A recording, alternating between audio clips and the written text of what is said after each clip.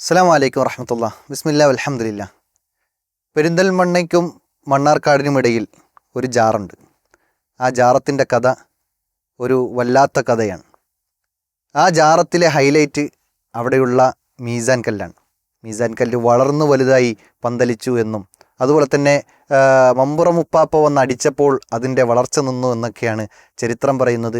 പക്ഷേ കേരളത്തിലെ ജാറങ്ങൾ മുഴുവൻ എടുത്തു നോക്കുമ്പോൾ അധികവും നമുക്ക് കാണാൻ കഴിയുന്നത് ആ ജാറത്തിലാരെന്നോ ആ ജാറത്തിൽ മുസ്ലിമാണോ അമുസ്ലിമാണോ എന്നോ അല്ലെങ്കിൽ ആ ജാറത്തിൽ കിടക്കുന്ന ആളിൻ്റെ പേരെന്തെന്നോ ഊരെവിടെയാണെന്നോ നാടെവിടെയാണെന്നോ അയാൾ ഏത് കാലഘട്ടത്തിൽ ജീവിച്ചതാണെന്നോ അല്ലെങ്കിൽ ഖബറിനുള്ളിൽ അങ്ങനെ ഒരു ആളുണ്ട് എന്നോ ഒരിക്കലും വിശ്വസിക്കാൻ കഴിയാത്ത രൂപത്തിലുള്ള ചില ചരിത്രങ്ങളാണ് നമുക്ക് കാണാൻ കഴിയുന്നത്.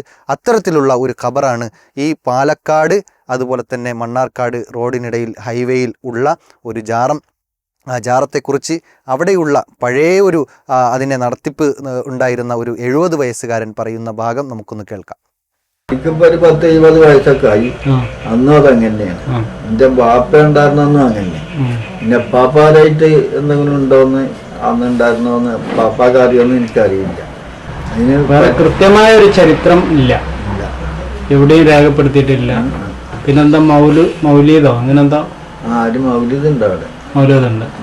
അതിപ്പോ ഈ ആൾക്കാർ കെട്ടി ഉണ്ടാക്കിയതാണ്, അല്ലാതെ അയാളെ ഇല്ല. ആരുണ്ടാക്കിയതാ? അതിവിടെ ഒരു മൗലീദ് ഉണ്ടാക്കിയതാണ്. അല്ലാതെ അയാളെ പേരെന്താ, അയാളെ എവിടെ സ്ഥലം ഏതാ രാജ്യം എന്നൊന്നും അറിയില്ല. കേട്ടല്ലോ സഹോദരന്മാരെ, ഊരും പേരും അറിയില്ല, ശുഹറത്തൊട്ടും കുറവുമില്ല. ഇതാണ് കേരളത്തിലെ ജാറങ്ങളുടെ അവസ്ഥ. അതുകൊണ്ട് ഇത്തരം ജാറങ്ങളുടെ പിന്നാലെ പോയി നമ്മുടെ വിശ്വാസത്തെ ഹനിച്ചു കളയരുതേ എന്നാണ് ഇവിടെ ഓർമ്മപ്പെടുത്താനുള്ളത്.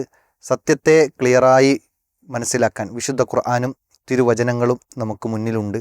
അത് പ്രമാണമായി സ്വീകരിച്ചുകൊണ്ട് അതിനനുസരിച്ചുള്ള ജീവിതം നമ്മൾ നയിക്കുകയാണെങ്കിൽ ഇൻഷാ അല്ലാഹ് ദുനിയാവും പരലോകവും നമുക്ക് കിട്ടും.